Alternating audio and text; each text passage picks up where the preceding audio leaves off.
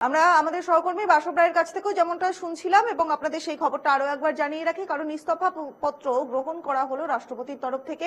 সেই ইস্তফা পত্র স্বরাষ্ট্রমন্ত্রকে পাঠানো হয়েছে। গতকাল রাতেই ইস্তফা দেন জগদীপ ধনখড় এবং প্রধানমন্ত্রী তার সুস্থতা কামনা করেছেন করে এক্স হ্যান্ডেলে তিনি লিখেছেন এবং গৃহীত হলো জগদীপ ধনখড়ের ইস্তফা পত্র। এই মুহূর্তের বড় খবর, কারণ ধনখড়ের ইস্তফা পত্র গ্রহণ করেছেন রাষ্ট্রপতি।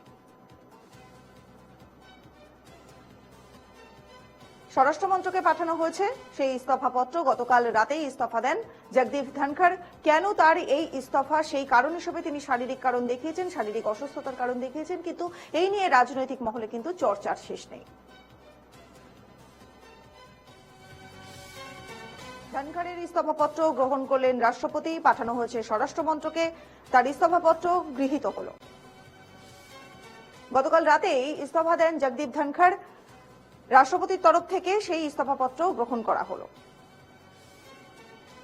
আমাদের সহকর্মী मनीष शुक्ला टेलीफोन लाइन में रहे हमारे संगे। मनीष, जगदीप धनखड़ ने ये जो इस्तीफा पत्र दिया है उसका जो अप्रूवल वो भी आ गया, तो ये टोटल जो राजनीति जो देख रहे हैं हम लोग, तो उसमें क्या थोड़ी बहुत क्वेश्चन क्रिएट हो रही है?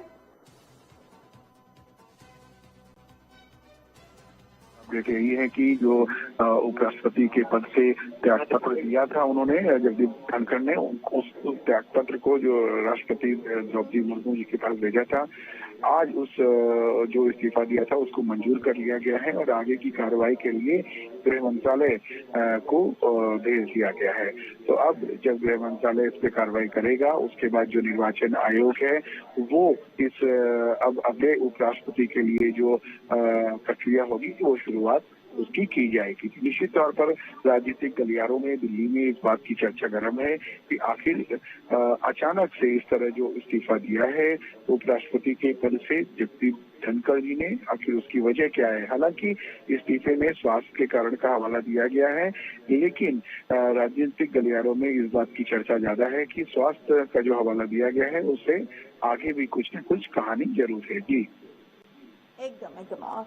আমরা কথা বলছিলাম নয়াদিল্লি থেকে, আমাদের সহকর্মী मनीष शुक्ला এতক্ষণ ছিলেন আমাদের সঙ্গে এবং এই ঘটনাকে চর্চা করে কিন্তু রাজনৈতিক মহলে একটা তীব্র চর্চার পরিস্থিতি তৈরি হয়েছে এই মুহূর্তে, কারণ ধনখড় তিনি ইস্তফা দিলেন এবং জগদীপ ধনখড়ের ইস্তফা পত্র সেটাও গৃহীত হলো স্বরাষ্ট্র মন্ত্রকের তরফ থেকে। গতকাল জগদীপ ধনখড় তিনি ইস্তফা দিয়েছেন এবং এই ইস্তফা পত্র গ্রহণ করলেন রাষ্ট্রপতি, পাঠানো হয়েছে স্বরাষ্ট্র মন্ত্রক।